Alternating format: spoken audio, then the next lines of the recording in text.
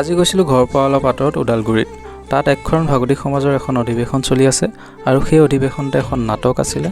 নাটখনিত প্ৰজেক্টৰ আৰু ভিডিঅ' কাম কৰিবৰ বাবে হাজাৰ হাজাৰজন অচিনাকি মুখ। তাৰ মাজতে নাটখন আৰম্ভ হ'ল আৰু ময়ো মোৰ কৰিবলগীয়া কামখিনি ভালদৰে কৰি গ'লোঁ। দৰ্শকে নাটখন চাই বহুত ভাল পাইছিলে। সঁচাকৈ নাটখন বহুত ভাল হৈছিলে। নাটখন আমাৰ শিৱসাগৰে আছিলে আৰু গৈ পাই সন্মুখত দেখিছিলোঁ সম্পূৰ্ণ বাঁহেৰে সজোৱা এখন গেট। সঁচাকৈ আদৰণি গেটখন বহুত সুন্দৰভাৱে সজোৱা হৈছিলে আৰু কাষতে দেখিলোঁ মাইকী মানুহ এজনীয়ে বেহুৰ মাজত হৰাই হয়তো গুগল মেপৰ সহায়ত ওলাবলৈ চেষ্টা কৰি আছে আৰু কাষতে দেখিলোঁ এখন হেলিকপ্টাৰ লেণ্ড কৰি আছে। ভাবিলোঁ যাওঁতে শিৱসাগৰলৈ এইখন হেলিকপ্টাৰতে যাম আৰু কাম বন কৰি পিয়াহ লাগিছিলে। তাৰ বাবে চাহৰ দোকান বিচাৰি গোটেইখন ঘূৰি ফুৰিছোঁ, কিন্তু ক'তো এখন চাহৰ দোকান নাই, সকলোতে অকল পাণৰ দোকান। ভাবিলোঁ ওদালগুৰি মানুহে অকল পানেই খায় নেকি, চাহ তাহ নাখায়।